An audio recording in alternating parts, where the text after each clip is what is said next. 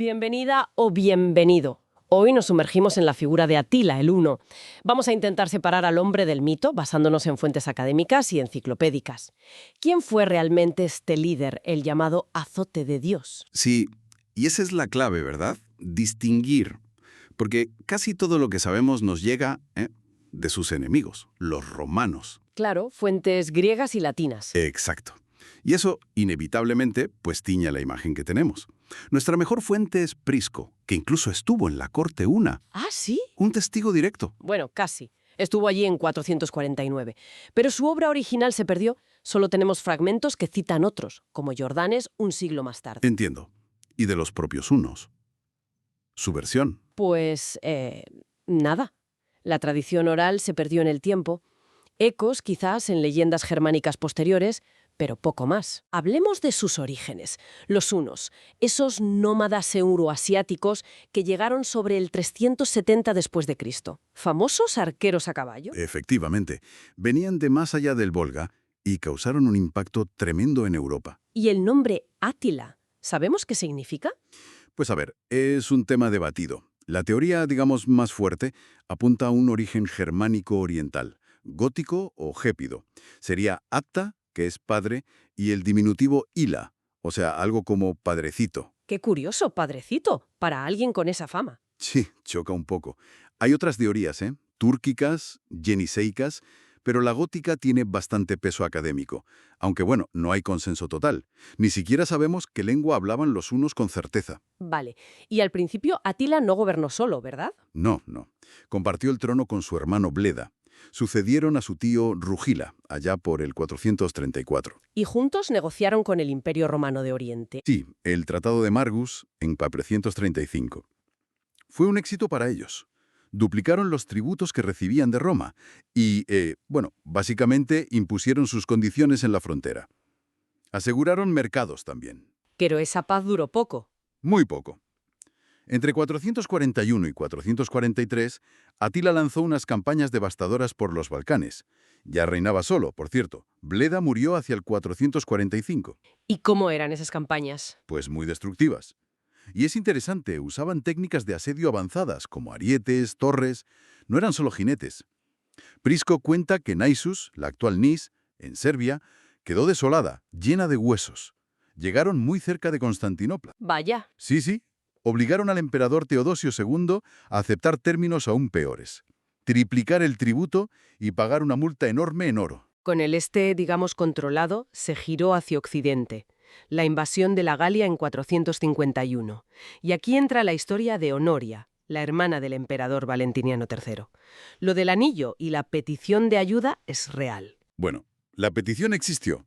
Lo que pasa es que Atila la interpretó, o quiso interpretarla, como una propuesta de matrimonio. Y reclamó media Hispania como dote, ¿no? Medio imperio occidental, nada menos. Usó eso como pretexto, claro. Así que invadió la Galia. Tomó Metz, Sí, avanzó hasta Orleans. pero allí lo frenaron. Una coalición de romanos y visigodos liderada por el general Ecio. La famosa batalla de los campos cataláunicos. Exacto. Cerca de Chalon-en-Champagne. Fue una victoria estratégica para Ecio, aunque costosa. El rey visigodo, Teodorico I, murió en la batalla. Y Aecio no acabó con los hunos allí. No, y eso es interesante. Aecio conocía bien a los hunos. Había vivido entre ellos. Probablemente fue un cálculo político. Quizás pensó que eliminar a los hunos fortalecería demasiado a los visigodos. Una decisión con muchas implicaciones, seguro. Pero Atila no se dio por vencido. ¿Qué va? Al año siguiente, 452, invadió Italia. Insistía en su reclamación sobre Honoria. Saqueó el norte. Aquilea quedó arrasada, dicen. Sí, la dejó irreconocible. Pero, entonces, se detuvo. Antes de llegar a Roma, se paró en el río Po. ¿Y por qué? Esa es la gran pregunta. ¿Por qué no marchó sobre Roma? Pues, seguramente fue una mezcla de factores. No hay una única respuesta clara. Se habla de enfermedades en su campamento, de hambruna. La propia Italia sufría escasez, así que el avituallamiento era difícil. También está la intervención del Papa León I, ¿no? Esa famosa reunión. Sí, aunque la historia posterior la ha magnificado mucho. Pero la reunión existió, hubo diplomacia. ¿Y qué más pudo influir? Pues quizás un punto de superstición. Recordar lo que le pasó a Alarico, el visigodo, que murió poco después de saquear Roma en 410. Puede ser. Y algo muy importante. Parece que el Imperio Romano de Oriente aprovechó para contraatacar en Panonia, en los territorios hunos. Así que Atila tuvo que retirarse para proteger su retaguardia. O sea, un conjunto de razones prácticas y quizás algo de temor reverencial. Exacto. Una combinación. Y justo después de eso, al año siguiente, 453, muere, de forma muy inesperada. Sí, totalmente. El relato más creíble, el de Prisco, que recoge Jordanes, lo sitúa en su noche de bodas con su última esposa, Íldico. ¿En la noche de bodas? Sí, sufrió una hemorragia tremenda, quizás masal o interna. Se habla de varices esofágicas que pudieron romperse, tal vez por el alcohol de la celebración. Se ahogó en su propia sangre. Qué final tan crudo. ¿Y las historias de asesinato? Hay versiones posteriores que culpan a Íldico, pero son menos fiables. Parecen más bien leyendas posteriores. ¿Y el funeral? Se cuenta que fue algo espectacular. Según Jordanes, sí, con lamentos rituales, juegos fúnebres. Y un entierro secreto, 3 ataúdes, uno de oro, uno de plata y uno de hierro. ¿Y secreto por qué? Para proteger la tumba. Ejecutaron a los que lo enterraron para que nadie supiera dónde estaba. Nunca se ha encontrado. Increíble. Y con su muerte, el imperio se vino abajo rápidamente. Sí, se desintegró. Sus hijos se pelearon entre ellos, y una coalición de pueblos germanos sometidos los derrotó en la batalla de Nedau en 454. Ahí murió Elac, su hijo mayor. Fue un líder militar temible, desafió a los dos imperios romanos. Pero claro, su historia está filtrada por esas fuentes hostiles. Y luego está la leyenda. Se convirtió en Etzel en el Cantar de los Nibelungos, germánico. E incluso en Hungría, la dinastía Árpád llegó a decir que descendía de él. Entonces nos queda una figura histórica enorme, fascinante, pero envuelta todavía en mucho misterio y mito. Exacto. Y eso nos lleva a una reflexión final interesante, ¿no? A ver. ¿Hasta qué punto esa imagen terrible del azote de Dios es real? Refleja cómo eran los hunos y su líder. ¿Y cuánto es, pues, propaganda romana o elaboración posterior? Es un buen punto. Nos recuerda cómo se escribe la historia. Claro. Muy a menudo la escriben los que sobreviven para contarla. Y en el caso de Atila, los que sobrevivieron fueron, sobre todo, sus enemigos.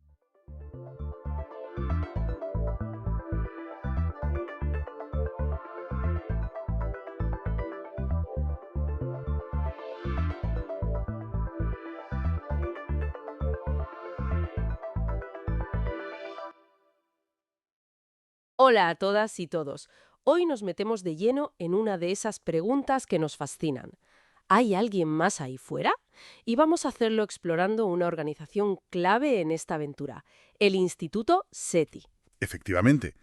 Tenemos bastante información sobre cómo funcionan, qué hacen, porque a menudo la imagen que tenemos es, bueno, un poco simplificada, ¿no? Exacto. Queremos entender qué es el Instituto SETI más allá de esa imagen popular. Pues mira, el Instituto SETI se fundó en 1984.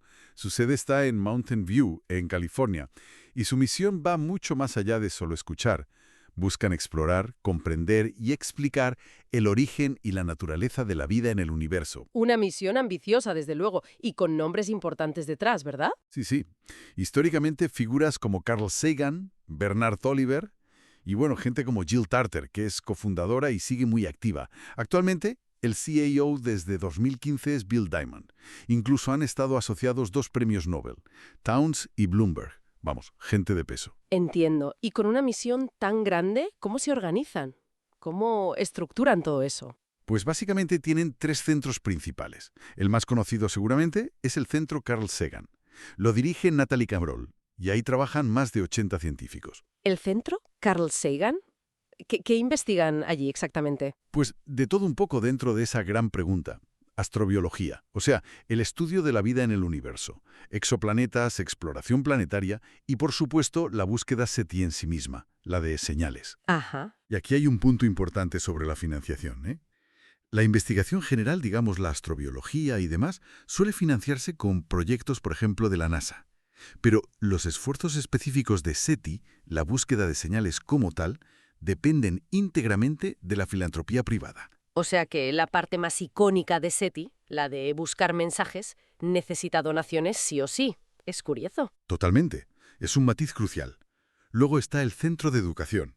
Su objetivo es fomentar las vocaciones STEM, ciencia, tecnología, ingeniería, matemáticas. ¿Y cómo lo hacen? Pues con programas muy chulos. Por ejemplo, uno llamado Airborne Astronomy Ambassadors, que llevaba a profesores a volar en Sofía, que era, bueno, un telescopio montado en un Boeing 747. Imagínate. ¡Qué pasada! Y también colaboran con las Girl Scouts en Estados Unidos, con un programa para acercarles la astronomía, y tienen prácticas de verano para universitarios, las REU. Acercando la ciencia a la gente. Muy bien.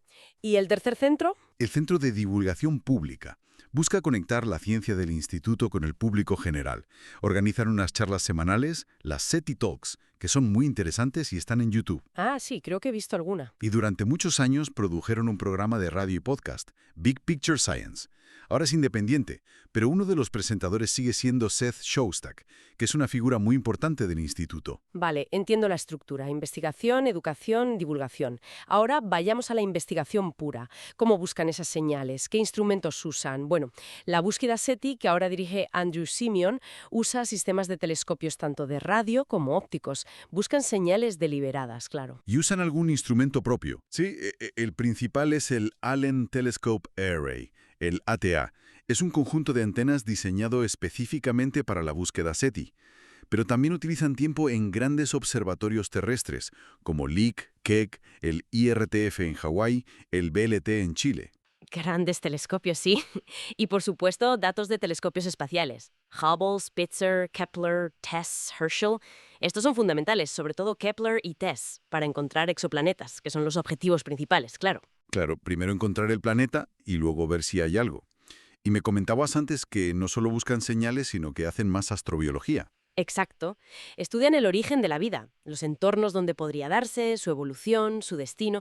Es un campo muy amplio. Y por eso también están muy involucrados en misiones espaciales. ¿Cómo cuáles? Pues han participado en misiones súper conocidas. New Horizons, que fue a Plutón, Cassini en Saturno, los rovers de Marte, Kepler, TESS. Toda esa información directa del sistema solar y de exoplanetas es oro para ellos. Incluso colaboran en redes de seguimiento de meteoros, como CAMS. Es impresionante la cantidad de frentes que cubren. Oye, y una cosa que siempre genera debate. ¿Solo escuchan o también se plantean enviar mensajes? Lo que llaman SETI activo o METI. Uf, eso es un tema delicado, sí. Hubo bastante discusión sobre esto alrededor de 2015. La pregunta es, ¿deberíamos anunciar activamente nuestra presencia al cosmos? Claro, ¿gritamos hola o mejor esperamos calladitos? Pues no hay un consenso claro. De hecho, muchos científicos de la comunidad SETI, incluyendo gente del instituto, firmaron una declaración pidiendo cautela. Pedían una discusión científica y global seria antes de enviar cualquier mensaje potente y dirigido. Tiene sentido, ¿no? Antes de apretar el botón de enviar. Claro. Seth Shostak, del propio instituto, escribió sobre esto en el New York Times. Es que las implicaciones éticas, de seguridad, son enormes. Es un debate muy profundo. Desde luego. Bueno, y volviendo a lo práctico para hacer todo esto, ¿cómo se financian al final? Antes mencionaste la diferencia para SETI, pero ¿y el resto? Es clave recordarlo. La búsqueda SETI, la escucha de señales, se financia exclusivamente con contribuciones privadas. Tienen un grupo de apoyo, Team SETI, que canaliza muchas de estas donaciones. Vale, eso solo para la búsqueda de señales. Eso es. El resto de la investigación, la astrobiología, la participación en misiones, el desarrollo de instrumentos, eso sí puede recibir fondos de agencias como la NASA, la National Science Foundation, u otras subvenciones y donaciones. Es un modelo mixto, digamos. Entendido. Queda mucho más claro ahora. El Instituto SETI no es solo esa imagen de una antena gigante escuchando. Es un centro de investigación científica súper completo. Exacto. Con una parte muy importante de educación y de divulgación también. Abordan la pregunta sobre la vida en el universo desde un montón de ángulos diferentes. Investigan nuestros orígenes, nuestro lugar en el cosmos. Es fascinante. Sí, todo sostenido por esa mezcla. Fondos públicos para la ciencia más general y la generosidad privada para esa búsqueda tan específica y, bueno, tan inspiradora de inteligencia extraterrestre. Y para terminar, pensando en ese debate sobre enviar mensajes, sobre METI, nos queda una pregunta ahí flotando, ¿verdad? Si alguna vez hiciéramos contacto, o incluso si solo decidiéramos anunciar activamente que estamos aquí, ¿Qué tipo de responsabilidad caería sobre nosotros? ¿Científica, ética, social? Buena pregunta para reflexionar, sí. ¿Qué haríamos como civilización? Da mucho que pensar.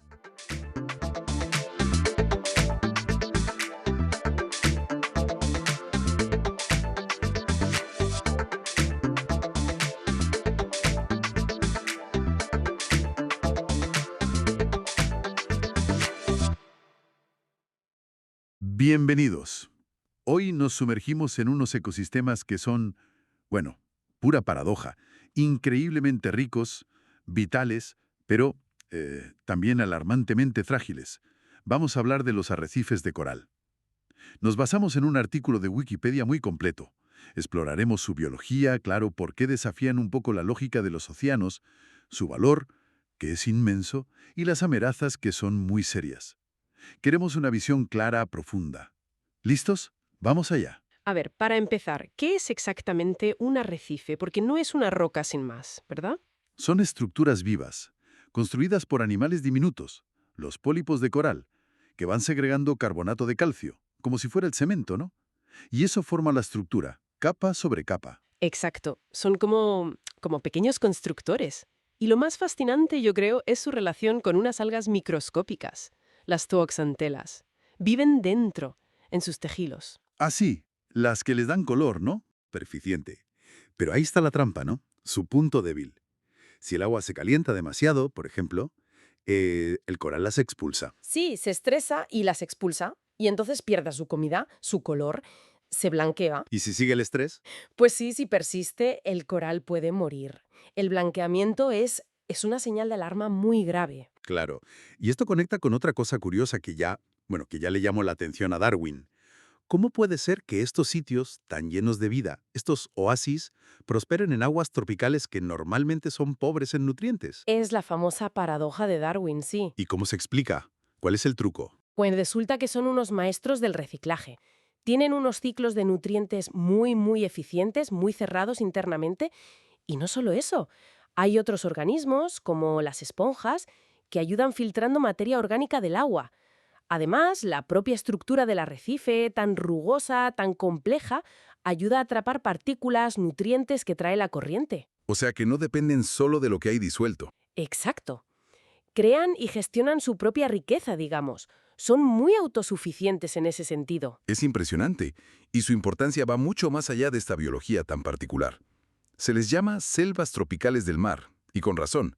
Ocupan, fíjate, menos del 0.1% del fondo del océano, Poquísimo. pero albergan casi el 25% de toda la vida marina que conocemos. Peces, moluscos, crustáceos, una biodiversidad, vamos, alucinante. Una pasada, sí. Y no solo albergan vida, también nos protegen a nosotros, a las costas. Funcionan como barreras naturales. Pueden disipar hasta el 97% de la energía de las olas. El 97%. Eso es muchísimo. Es fundamental para proteger costas, islas, de tormentas, de la erosión y, por supuesto, sostienen pesquerías importantísimas para millones de personas.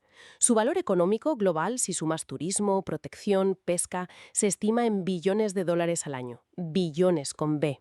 Uf, un valor enorme que contrasta muchísimo con lo frágiles que son. Y los datos, bueno, los datos asustan. Se calcula que desde 1950 hemos perdido más o menos la mitad de los arrecifes de coral someros del mundo. La mitad. Sí, es dramático. Y la tendencia no mejora. Solo entre 2009 y 2018 se perdió otro 14%. ¿Y cuáles son las causas principales de esta pérdida tan acelerada? Pues son varias. Y lo malo es que se suman, se potencian unas a otras. Por un lado, el calentamiento global, que causa el blanqueamiento masivo que comentábamos. Y a la vez, el CO2 que absorbe el océano provoca la acidificación. ¿Y eso cómo les afecta? Pues básicamente hace que sea más difícil para los corales construir sus esqueletos de carbonato de calcio. Les falta material, por decirlo así, reduce la disponibilidad de los iones que necesitan. Entiendo. O sea, calentamiento y acidificación, los dos grandes problemas del cambio climático. Exacto. Pero no son los únicos. A eso se suman presiones más locales. ¿Como la contaminación? Sí, la contaminación por nutrientes, por ejemplo, de la agricultura, de las aguas residuales. Eso hace que crezcan algas que pueden ahogar a los corales. También la sobrepesca. Si quitas los peces herbívoros, nadie controla esas algas. Claro. Y luego están los métodos de pesca destructivos. El arrastre, la dinamita en algunos sitios, que destrozan físicamente el arrecife. Es que es tremendo. Incluso el turismo sin control, o hasta algunos componentes de las cremas solares. Todo suma. Es como una tormenta perfecta de amenazas. Buf, el panorama es complicado. Pero hay esperanza. Se está haciendo algo. Hay margen. Bueno, afortunadamente sí, hay esfuerzos importantes. Por un lado está la conservación clásica, digamos, crear áreas marinas protegidas, las AMPs. Si están bien gestionadas, ayudan a regular la pesca, a proteger los hábitats. Vale, proteger lo que queda. Eso es. Y por otro lado está la restauración activa, que está avanzando bastante con técnicas nuevas. Restauración activa. ¿Qué tipo de técnicas? Pues mira, cosas como la jardinería de coral. Suena bonito, ¿verdad? Sí, ¿en qué consiste? Pues básicamente en coger pequeños fragmentos de coral, cultivarlos en viveros bajo el agua como si fueran plantas y cuando crecen un poco se trasplantan al arrecife dañado. Y otra técnica muy interesante es la microfragmentación. Microfragmentación. Sí, consiste en cortar corales de los grandes, los masivos, en trocitos muy pequeños. Y curiosamente, eso activa su mecanismo de curación y crecen mucho más rápido, hasta 50 veces más rápido, lo que permite cubrir zonas dañadas en menos tiempo. Son técnicas prometedoras, al menos a escala local. Entendido. O sea que el desafío es doble. Por un lado, frenar las amenazas globales, cambio climático, acidificación, que eso es lo gordo. Uf, sí, eso es lo fundamental. Y por otro, actuar a nivel local, protegiendo y restaurando donde se pueda. Exactamente, hemos visto lo complejos que son, esa simbiosis, la paradoja de Darwin, su valor enorme y la realidad tan dura de las amenazas. Pero también vemos que hay ingenio, hay gente trabajando en soluciones. El gran reto es si estos esfuerzos locales serán suficientes, si podrán escalar frente a la magnitud del cambio global. Esa es la cuestión. Queda claro, sí. Son ecosistemas extraordinarios, fascinantes, pero están en una encrucijada muy crítica. Y esto nos deja pensando, bueno, si la jardinería y la microfragmentación son las respuestas de ahora, ¿qué otras innovaciones, quizás cosas que hoy ni imaginamos, podrían surgir? ¿Qué podría ayudar a los corales no solo a sobrevivir, sino quizás a adaptarse a un océano que inevitablemente va a seguir cambiando? Ahí lo dejamos para darle una vuelta.